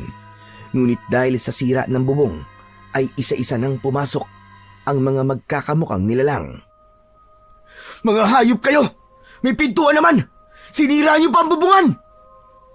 Umangil ang mga aswang at sabay-sabay silang umatake sa nakatayong si Mang Elpidio at Jeros. Ngunit bago pa sila tuluyang makalapit, ay mabilis na gumalaw ang binata at ibinato sa kanila ang isang dakot na asin na kanyang hawak-hawak. Hindi na rin niya napansin ang maladagdang likido na dumadaloy at lumalabas sa kanyang palad. Bumalot ito ng gusto sa itak na kanyang hawak. Kaya nang muling umatake ang mga aswang na kanilang nasa harapan, ay agad nila itong pinagtatataga. Nang mapatay nila ang lahat ng aswang, bigla na lamang silang nakarinig ng mas malalakas na kalabog sa silid kung saan naroroon ang kanyang kapatid at lola. Kaya't hindi na sila nagsayang ng oras. Mabilis nilang binuksan ang pintuan. Nakita nila doon na hinihila ng isang aswang si Lola Aida palabas ng bintanang winasak ng mga aswang. Dahil hindi pa alam gamitin ni Jet ang kanyang kapangyarihan na taglay, ay hindi niya alam ang kanyang gagawin. Kaya't nang hawakan ni Jeros ang aswang na papaalis, dala-dala ang matanda, ay ginaya niya ito. Kaya hindi nila maintindihan pareho kung bakit nagliyab ang aswang nang sabay nila itong hawakan. Jeros! Jet! Sabay niyong hawakan ng mga aswang! Mas mabisa ang kambal na mutya na inyong taglay kapag magkasama kayong lalaban! Naiintindihan ko na po ngayon, Mang Elpidio! Ako rin po, kuya. Kaya pala may lumalabas na maladagta sa mga kamay ko. Dahil sa mutya pala yun. Mang Elpidio, sige po. Kunin niyo po si Lola. Kami na po ang bahala sa mga aswang. Mabilis na tumakbo si Mang Elpidio at inalalayan ang matandang nabitiwan ng aswang na napatay ng magkapatid. Habang inilalayo ni Mang Elpidio si Lola Aida, may isang mas malaking aswang na mukhang paniki ang siyang humarang sa kanilang daraanan. Kaya't agad silang nilapitan ng magkapatid. Nawala pa ring tigil ang paglabas ng maladagta na likido sa kanilang mga palad. Tinignan lamang sila ng malaking aswang at ngumisi. Hindi ito nagsalita. At gamit lang ang senyas ay nagawa niyang ipag-utos sa ibang aswang na kunin ang 2 taong pinoprotektahan ng magkapatid. Mabilis yun na sinunod ng mga aswang. At dahil marami silang hindi alam sa kanilang kapangyarihan, ay hindi nila nagawang maitaboy ang mga aswang na kukuha kay Mang Elpidio at Lola Aida. Kaya nang makuha nila ang 2 tao, ay inilipad nila ito. At ngumiti sa kanila ang malaking aswang. Kitang-kita dito ang dilaw nitong matatalim na ngipin. Pagkatapos nun, ay tumalikod na ito at lumipad. Sumunod ito sa ibang aswang na dala-dala sila Lola Aida at Mang Elpidio. Humahangos naman si Jeros upang lapitan ang kanyang kapatid. Jet! Jet! Ano? Ayos ka lang ba? Ayos lang ako, kuya. Pero si Lola Aida at Mang Elpidio, kuya, natangay sila ng mga aswang. Alam ko, Jet. Kaya susundan natin sila. Hindi sila pwedeng mapahamak. Itinayo ni Joros ang kanyang nakababatang kapatid. Ngunit isang hakbang pa lamang nila ay umikot ang kanilang paningin. Napapikit sila at sa muling pagdilat ng kanilang mga mata ay nasa ibang lugar na sila. Para bang nasa ibang dimensyon sila dahil sa lugar na yon ay maliwanag. Puno ng puno ng saging. Kumikintab ang paligid. Maya-maya pa, isang maliit na boses ang kanilang narinig at isang boses ng babae. Nang lumingon sila sa kinaroroonan ng tinig, ay nanlaki ang mga mata nila dahil sa isang nilalang na nakaupo sa isang puno ng saging.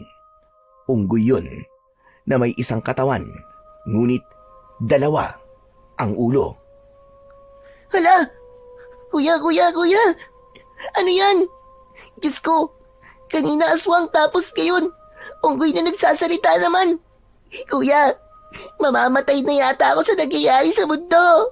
Kuya! Tumahimik ka nga, Jet! Sino ka? Mali! Sino kayo? Tsaka, nasaan kami? Ayong matakot. Ako si Veronica. At siya naman ang aking kambal na si Vernon. Kami ang gabay ng mutya na inyong taglay. Nakita namin ang sinasapit ng inyong baryo. Dati na itong nakita sa isang hula. Ngunit hindi ito binigyan ng pansin ng mga tao. Sinadya ko ang pagbibigay sa inyo ng mutya dahil nakita kong karapat-dapat kayo. Basta, ako naman si Vernon. Ako ang kambal ni Veronica. Ako ang magsasabi sa inyo ng kakayahan ng inyong mga mutya. Unang kakayahan, kaya nyo maglabas ng maladagtang likido sa inyong mga palad. Ang mga masasamang nilalang na inyong mahahawakan ay maaaring magliyab. Pangalawang kakayahan, habang magkasama kayo ng iyong kapatid, ay mas malakas ang mutya. At ang pinakahuli sa lahat, kapag ang ginamit ninyong sandata ay ang matigas na bahagi ng dahon ng saging, ay mas malakas kayo. Sa bawat hagupit na inyong pakakawalan, ay magiging sanhi ng kamatayan ng masasamang nilalang. Teka, kayo po ang nakakaalam ng kapangyarihan. Bakit hindi nyo na lamang po kami tulungan? Sapagkat kami ay gabay lamang. Hindi kami maaaring makialam sa gulo na nasa labas sa aming mundo. Tama ang ating kambal na si Veronica. Kaya ibinigay namin sa inyo ang mutya upang kayo ang tatapos sa gulo ng inyong baryo. Magbibigay pa ako ng isang malapit na kasagutan. Ang tunay ninyong kalaban ay dati nyo lang nakakasalamuha. Kilala nyo bilang isang malupit na tao. Tama si Vernon, mga bata. Yun lang ang aming maitutulong. Sana ay mapagtagumpayan ninyo ang inyong pagsubok. Paalam! Minsan pa ay umikot ang paningin ng magkapatid. Napapikit silang muli at sa muli nilang pagdilat ay nagbalik na sila sa lugar kung saan sila nagmula. Anak nang nalintikan na. Paano natin susundan yung mga aswang? Ay, ano ba yan? Anong gagawin natin ito? Saan natin hahanapin sila Lola Aida? Ano sa tingin mo, Jet? Maglakad-lakad kaya muna tayo. Hinawakan ni Jeros ang kamay ng kanyang kapatid at naglakad sila ng sabay. Ngunit si Jet ay wala sa sarili. Hanggang sa may naamoy silang mabaho na parabang nabubulok na katawan.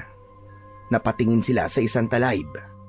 Nilapitan yun ni Jeros at habang lumalapit ito ay mas lalong nangangalingasaw ang amoy na nabubulok. Hinawi niya ang talahib at tumambad sa kanya ang katawan ng isang pamilya. Isa doon ang lalaking napatay ni Don Leopoldo. Hayop na yun!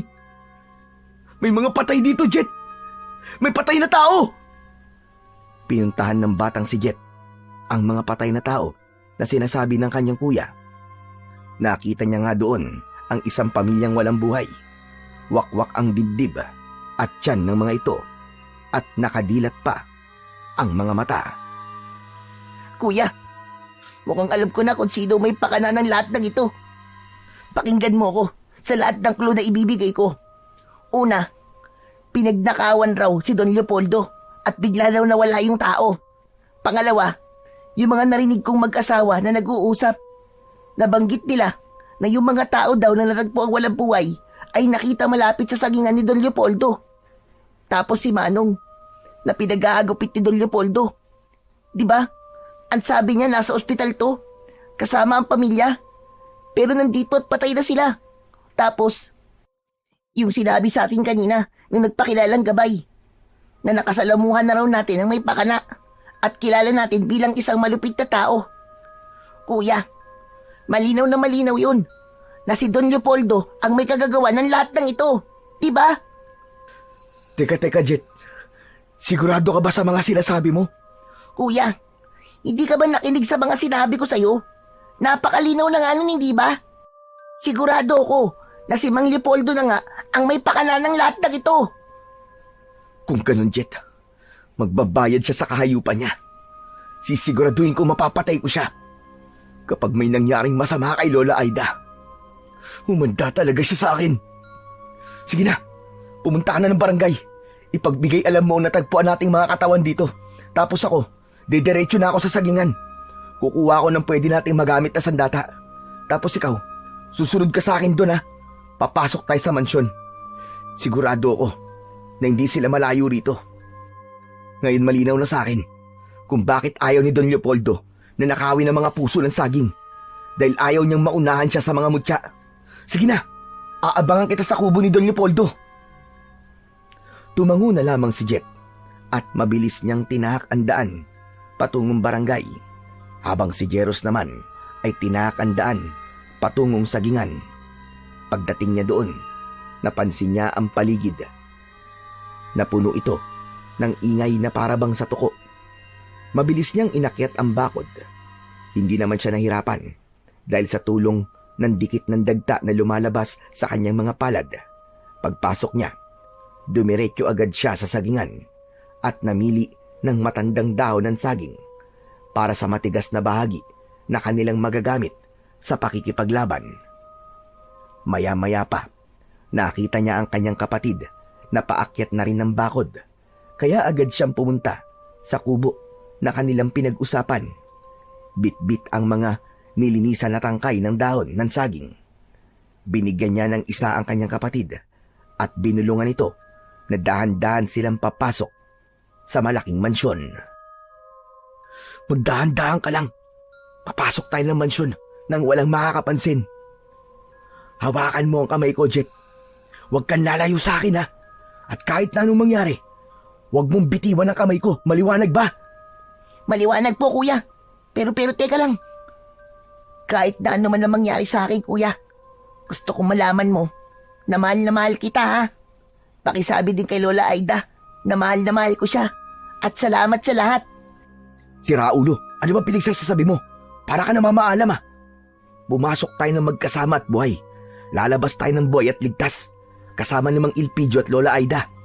Kukutungan kita dyan, eh. May problema pa nga tayo, eh. Kaya, huwag mo muna akong dramahan, ha? Napakamot na lang sa ulo si Jet.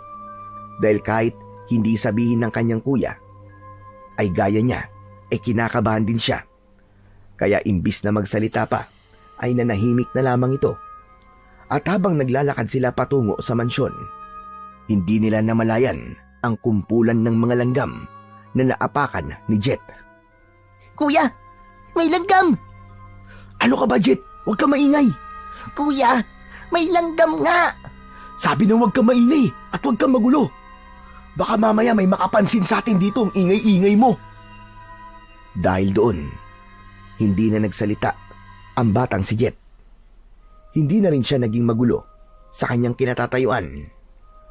Ngumanga na lamang ito na para bang sumisigaw, ngunit walang boses na lumalabas.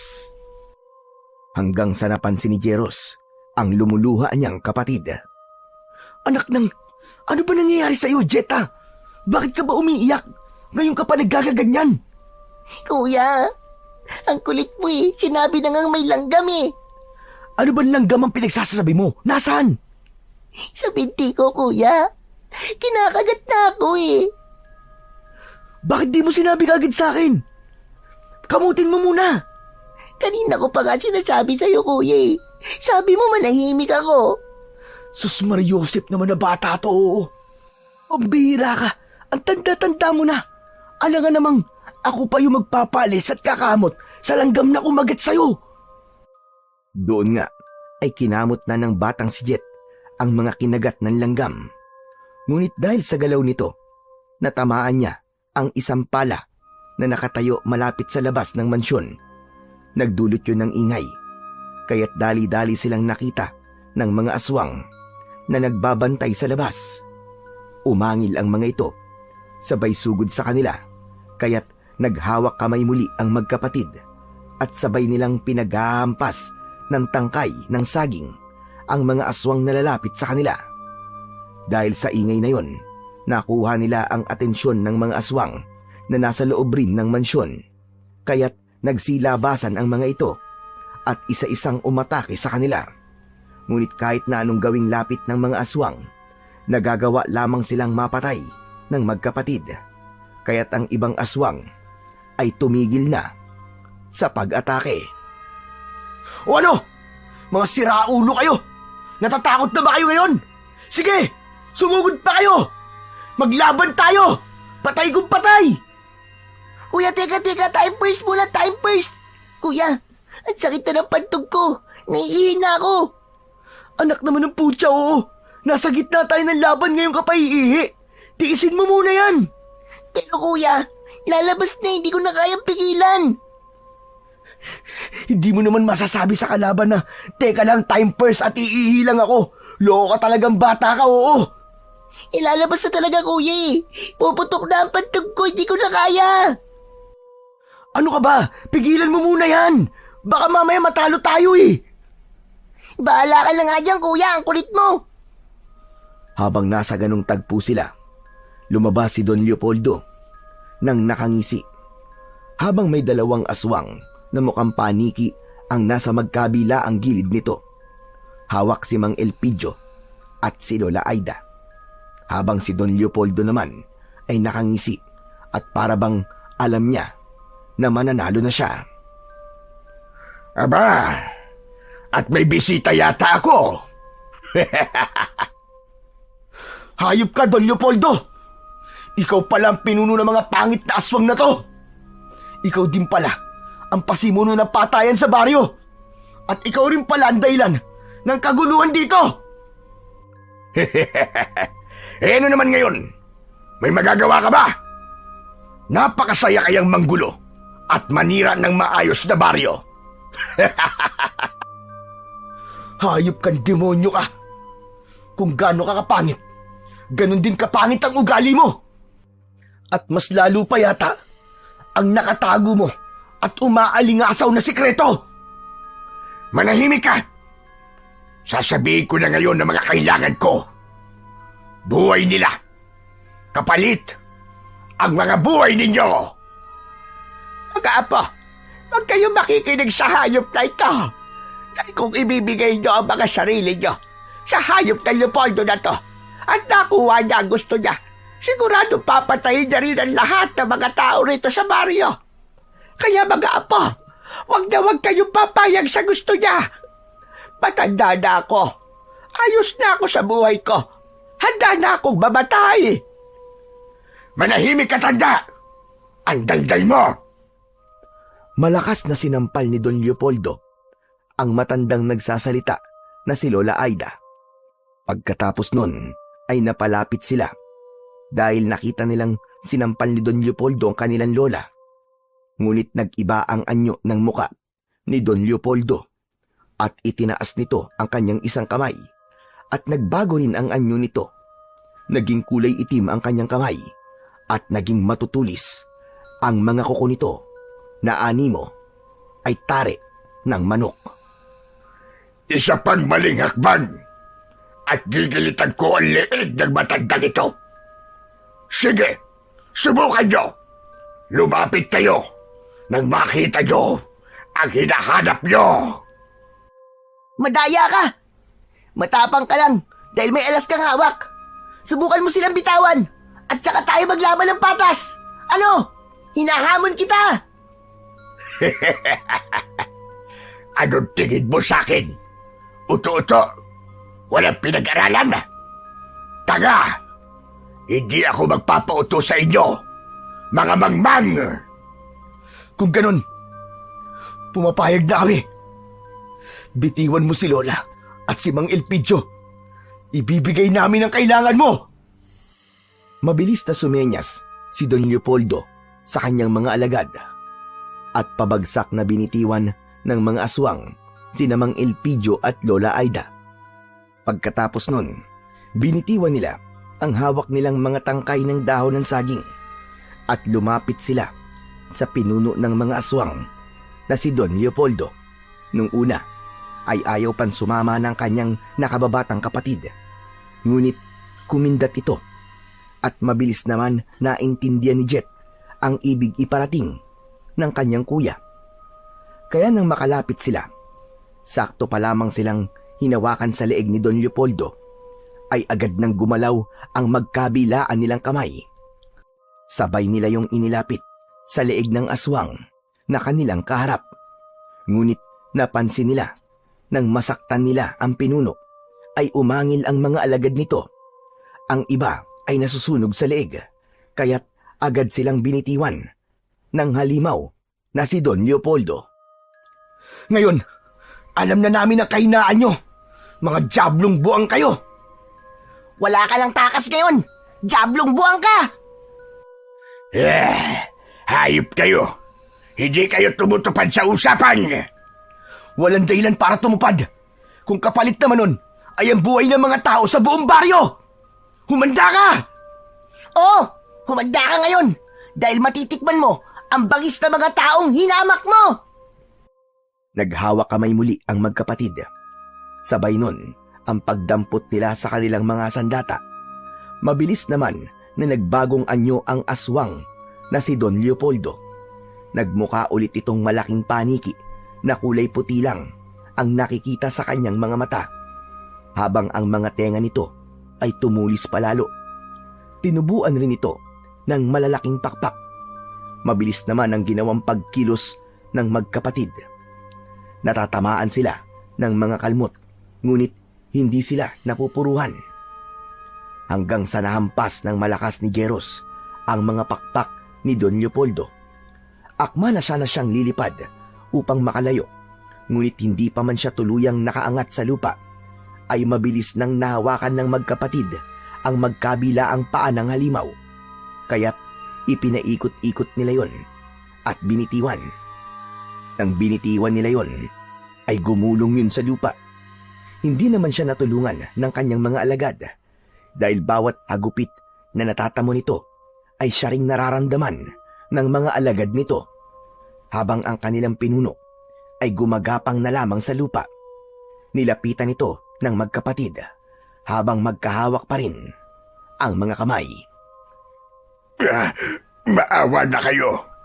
Huwag niyo akong papatayin, pakiusap. Magpapakalayo-layo na lang ako. Patawarin niyo ako. Huwag niyo akong papatayin. Nung may taong pinapatay kang hayop ka o pinapatay ng mga alagad mo, tapos nagmamakaawa sila sa'yo, naawa ka ba? Hindi, di ba? Hindi ka naawa. Brutal mo silang pinatay. Tapos, yung taong pinatay mo ang buong pamilya, siguradong nagmakaawa rin sila sa'yo na huwag mo silang papatayin. Naawa ka bang hayop ka? Hindi rin, di ba? Dahil demonyo ka. Demonyo! Demonyo! Kaya wala kaming dahilan para maawa sa isang kampo ni Satanas na kagaya mo. Sabay nilang inihampas ang kanilang mga sandata sa magkaibang direksyon. Pagkatapos nun, sabay ng mga aswang na nasunog, ansya ding pagkasunog ng katawan ng pinuno ng mga aswang. Nang makita nila ang pagkalusaw ng mga aswang at alam nilang tapos na, mabilis nilang nilapitan ang 2 taong nakatayo. Lola Aida! Mang Elpidio! Salamat sa Diyos! Tapos na po. Patay na po ang mga aswang. Wala na po si Leopoldo. Malaya na po uli ang baryo. Wala na po uling sasalakay at manggugulo sa baryo natin. Tama kayo mga apo. At nagpapasalamat ako dahil nagawa niyong maalis sa landas natin ang demonyong naglalakad sa lupa upang patayin ang mga taong tahimik na naninirahan dito. Sigurado kong ipagmamalaki kayo ng buong baryo, mga bata. Maraming salamat sa pagkakaligtas niyo sa amin. Isa kayong tunay na mga bayani. Pagkatapos nun, nagyakapan sila ng maigpit. Sumali na rin doon si Mang Elpidio. Dala rin ng kanilang kasiyahan. Hindi na nila napigilan ang mapaluha sa labis na kaligayahan. Teka, sandali. Ano yun? Ano yung amoy na yun? Ang pangya! Lola, teka. Ikaw ba yun? Naihi ka ba sa short mo? Si Raulo, batang ito. Kahit matanda na ako, hindi naman ako ulyanin, aber. Bakit naman ako iihi sa sarili ko sa lawal? Kutongan kaya kita. Napatingin sila sa nananahimik na si Jet. Tinignan nila iyon pababa. Oo. Anong tingin niyo sa akin? Sinabi ko naman kasi kay kuya na time first muna at naiihi ako eh. Hindi ako pinapansin. Kaya yan, naihi na tuloy ako sa salawal ko. Tapos kasalanan ko pa ngayon? Nagtawanan na lamang sila hanggang sa sabay-sabay silang umalis sa lugar na yon nang may panibagong pag-asa at ngiti sa mga labi. Lumipas ang ilang buwan ay nag-umpisa ng muli ang pamilya ni Jeros. Habang ang mutya naman ay nanatili na sa kanila. Hindi na yun binawi pa ng kambal na gabay. Namuhay na rin ng matiwasay ang baryong kanilang iniligtas sa kamay ng mga aswang. Pagkatapos ng 1 taon, matapos ang madugong sagupan sa mga aswang, unti-unti na ring nakabangon ang mga tao sa pinsalang dulot ng mga aswang. Nakapagsimula na ng maliit na negosyo ang magkapatid. Nagtitinda sila ng banana Q, turon at maruya na siya namang pinagtutulungan nilang lutuin ni Lola Aida. Naging mabenta ito sa kanilang baryo at talaga namang pumatok sa panlasa ng kanilang mga kapitbahay. Kaya kahit papano ay masasabi natin ngayon na maayos na ang takbo ng pamumuhay ng magkapatid. At dahil doon, si Jet ay natupad na ang kanyang pinakagusto.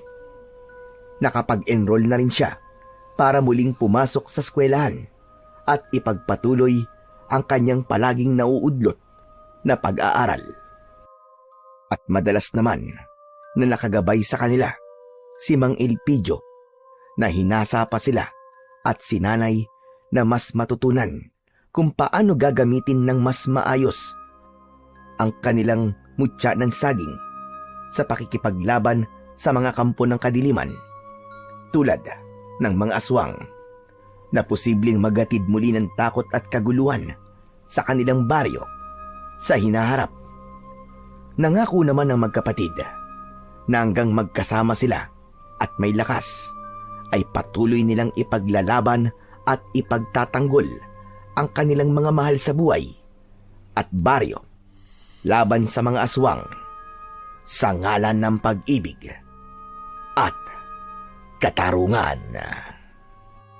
Sa kwentong inyong napakinggan ay pinatutunayan ng magkapatid na kahit gaano kahirap ang unos mula sa pagiging ulila hanggang sa mabibigat na araw sa ginagapasang sagingan at sa madidilim na banta ng mga aswang, ay hindi matitinag ang dalawang pusong nagmamahalan at nagtutulungan.